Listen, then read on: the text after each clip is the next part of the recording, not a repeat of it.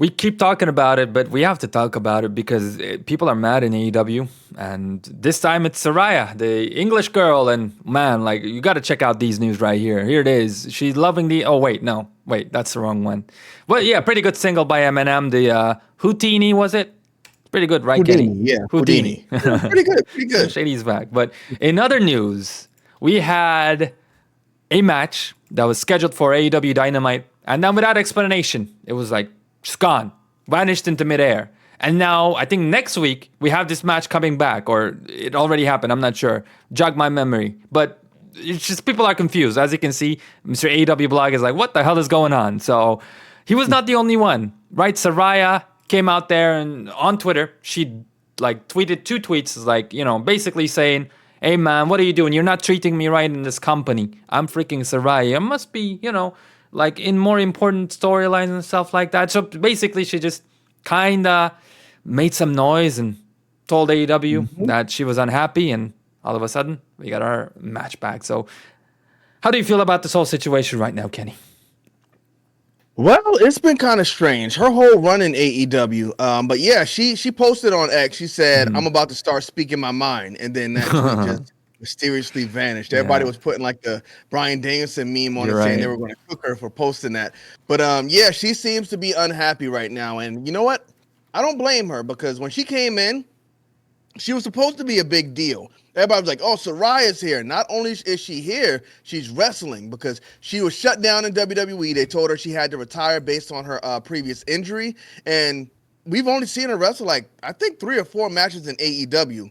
If it was more than that, then they have been forgettable. So that's a shame, because AEW's women division it just hasn't been on fire. Toni Storm's a gem in there. You got Julia Hart. You got a few women who have been performing, but I think Saraya would have definitely been a valuable piece in there. And then to bring in Mercedes Moné, who kind of ended her career before, and not have these 2 women in the feud yet, I don't know what's going on. They haven't even interacted. Saraya's kind of jabbing her on X, but I mean, we need to see something on TV if this is going to happen. So I don't know, kiddo. It's been a nightmare since she came in. If she's cleared to go and she hasn't been injured, I don't know what's going on. Man, that point about Saraya and like the whole Sasha Banks injury thing is amazing and great, because now it makes me think about this. The whole angle started off with Mercedes Moné and Willow Nightingale because of an injury. The knee injury. Saraya should be out there with a freaking sledgehammer going to town on Mercedes Moné, but she's not the one even like that secretly attacked Mercedes Moné and made her moan. Money. Yeah, I know that segment is always crazy, man. It's an all-timer. But like, what are you doing? Why was it Sky Blue? Why couldn't it be Saraya, who actually has like a legit reason to do this? I don't know. That's a pretty good point. Yeah. And like, you're right. She came into AEW, and besides the London stuff and the debut, they've done absolutely nothing with her. Her booking has been absolutely confusing. And she comes out there every now and then as a manager. What's going on with Mariah May? I have no clue. But I do got to ask you a question. Do you think, because we saw her wrestle a couple of times, and I remember her match at London, she seemed really rusty. Do you think she still has it in the ring? I don't know. She's been out of there for a long time, but I mean, I wouldn't know. I cannot tell you the last time I saw her wrestle, because I just really don't remember. I don't remember who she's had matches with in there. I know she had the belt, and then she dropped the belt really quick. It's just been a mess, man. Who did she take the belt from? I think it was Britt. Like, I remember her match being really, really rough, like not even acceptable level. So I'm not sure. Well, I mean, if she's rough right now in the ring, again, it's understandable because she's been gone for so long. Yeah. But you got to put her on Rampage or Collision, hide her somewhere, tuck her in under one of the shows that people aren't watching too much anymore, to give her those reps. Because back when she was working, I think she was wasn't she like kind of the bridge between the Divas era and where we are right now? She absolutely was, yeah. So she's not going to be as good as these girls are in the ring right now. And I think that's what people are expecting or thinking back to what she was. And I don't think she just was ever that good. She was always good, though. So yeah, I don't get it.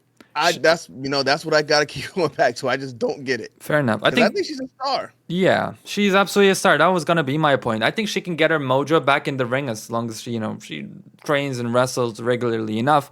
But she is a star, and that's why I'm like confused on the fact that your women's division isn't exactly filled up with stars. You got two of them injured, like Jamie Hayter and Britt Baker. But I'm probably missing like five more injured names from the Julia women's Hart, you gotta roster. say Julia Hart. You can't Julia leave out. Hart. There you go. Okay, fair enough. But like, why don't you put her on TV on some sort of a storyline? Even if she doesn't wrestle all the time, she Yeah. should be out there because she's a recognizable name. I remember back in 2015 when she beat AJ when she went up to the main roster. She was the girl. Like she was the women's wrestler for the entire year. Yep. She was like number one. People still know her, and like yeah, it's a classic AEW problem. I guess they have this beautiful asset, this great star in their hands, but they're not doing anything. She's just listening to Eminem. There's her, Yeah. you know what I mean? Instead of being But you involved in brought some up cool storylines. Yeah, you brought up a great point, and it goes back to what you're saying, cool storylines there. They could have really done something with that, where they had Mercedes Moné attacked in the back, but they just brought it back to Sky Blue, and then she beat her in one night. That's kind of like Same long-term night. booking there. Yeah. You beat her up in the back, and then you could have somebody reveal themselves after she gets the title, and then you could carry that story on. But now, the night after she meets up with Sky Blue, beats her. Now that storyline's over. Now you got to Over. start something else. You could have really got a lot out of this. Yeah, it's such a simple change too. Like, Saraya just had to say, "I'm the one who attacked you," and didn't have to even cut a promo because we would have connected all the dots. So, yeah, I don't know. What do you think about Saraya's future in AEW? It's tough, man. You know what?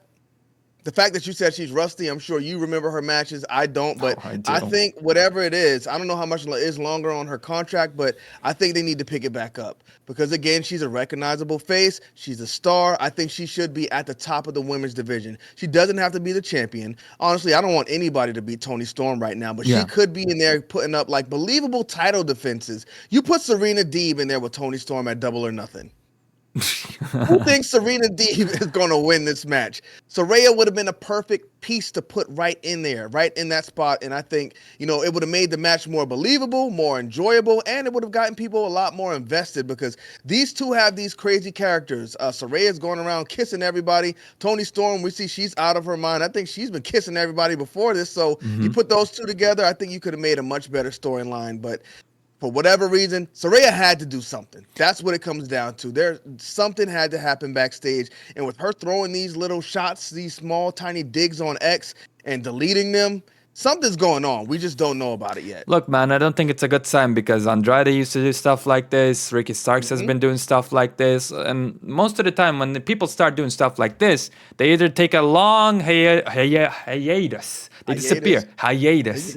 Why is that an English word? That doesn't even sound like English. But It doesn't. they disappear or they leave the company. And like with Triple H, the OG NXT man, I'm sure they have a great relationship, Saraya and Triple H. Like you would take her back in a heartbeat, I think. So AEW's got to be careful. They got to treat her right. But there is a bit of a light at the end of this tunnel because London is coming back. And, I think because of that, she's again going to be involved in a major title feud, storyline, stuff like that.